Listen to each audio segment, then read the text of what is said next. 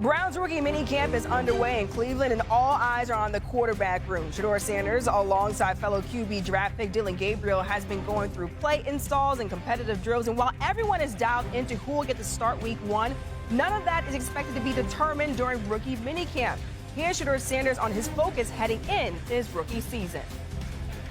My job here isn't to prove people wrong. Like, I prove myself right. That's and I fully have self-belief. You know, and what those people say, that's just their opinion. So I don't truly care. They don't really live in my mental space about that type of stuff. It really doesn't do anything for me. All right, NFL insider Jeremy Fowler with us right now. You just heard from Shedeur Sanders. What more can you tell us about Shedeur Sanders in his first few days in rookie minicamp? Yeah, yesterday he made a few good throws, got the social media folks hyped up a little bit, so he's clearly capable. It wasn't perfect, just a bit up and down at times, and you're playing against tryout players. It's rookie minicamp. The expectations overall are pretty low. They just want the players to get functional, learn some instruction, communicate, some of those basics. So right now, Dillon Gabriel, the third-round pick, is still taking some of those first-team reps. I guess you could call them first team. So now they're working that out. And Shedeur has been really as advertised. He's come in, he's shown he can be accurate and can process information. So that's the good sign. But as somebody with the Browns told me, this is going to be a long road. They have the next 4 months to work with all 4 quarterbacks, get them in OTA, see what they can handle against some real 11-man defense. We're only in May, guys. Everybody just relax and take a deep breath. A few other QBs in camp. Shedeur had a hilarious response after being asked if he was going to buy number 2 off DeAndre Carter. Let's take a listen to what Shedeur had to say about number 2 jersey.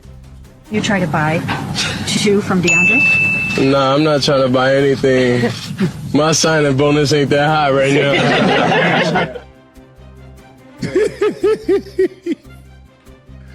I don't blame you, Shedeur. You got to have some bread. Like I said, when I went to Baltimore, Ocho, I didn't want no. I didn't want a odd number. I didn't want 81 or 83, 85, something like that. I didn't want that. I wanted a even number.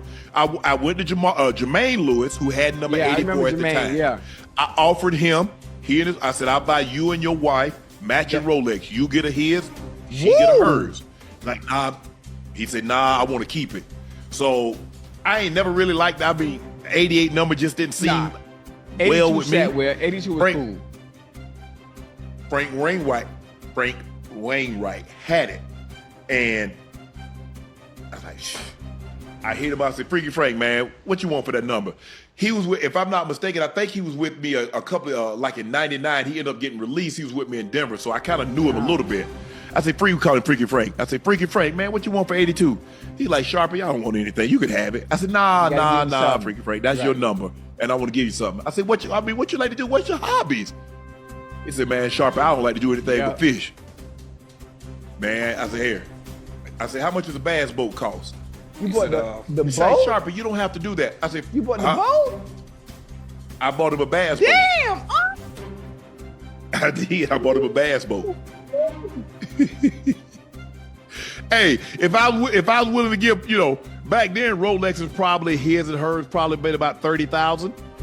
If I was willing to do that to get 84, a bass boat, I think I paid like 14 grand for it. Oh, okay. Oh, so you got off much better. Okay. Yeah.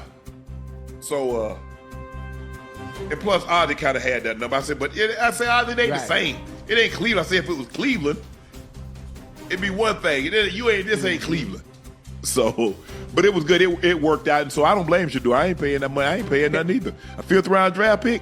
Now, when I got 84, because I was 81 my first 2 years, Ocho, and then Ricky Nattiel ended up going to, I think he went to Tampa or something. Man, when I found out he wasn't coming back, man, I called Dan so quick. I said, Dan, can I get 84? He's like, absolutely, Sharpe. I said, hey. I'm good. Hey, I called equipment guy. What was his name? Bill something. Ronnie Bill. Nah, Ronnie Bill was the uncle. But anyway, his nephew was the equipment guy at the time. I said, bro, you might as well go ahead and take that Sharpe off 81 and put it on the back of 84. I already called Dan. Boy, you talk about happy? I feel like damn, 84. Having the number you want to just do something to you. Can I ask you a question? It does, Ocho. DeAndre Carter. What position? Yeah. Young Bull play? I don't know what position did DeAndre Carter play. Is he probably offense? I'm thinking receiver. What was he in college? He had to be a higher draft pick than Shedeur. So he's a rookie. He's a rookie coming in. He's not a rookie. He already had it. Oh, he might have came in free agency, Ocho. And I mean, why wouldn't he give? Hold on. Now, when you have a single digit number, right? When you wear that single digit number, you understand what comes. You understand what comes with that. Whether it be Pop Warner, middle school, high school, in the NFL, everybody with a single digit number is that boy. DeAndre Carter, he's been number 16, number 14, number 19. He's been 1 twice. He's been 82.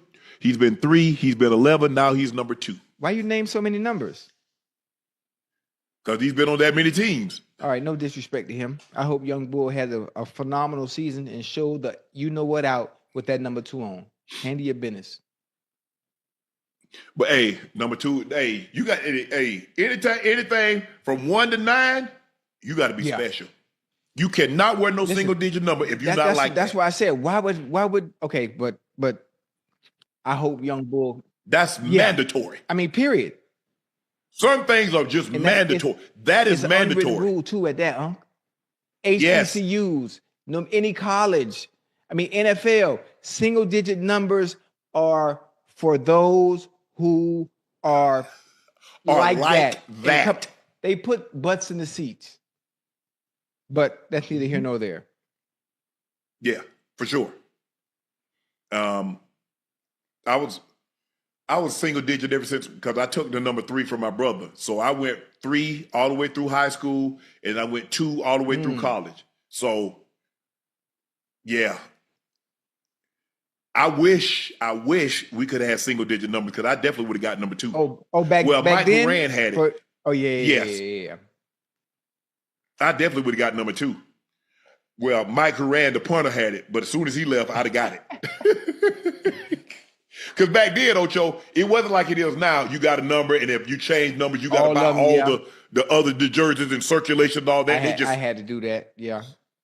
Oh, did you? Absolutely. Now, listen, I had no problem doing it because I understood what that name change had done.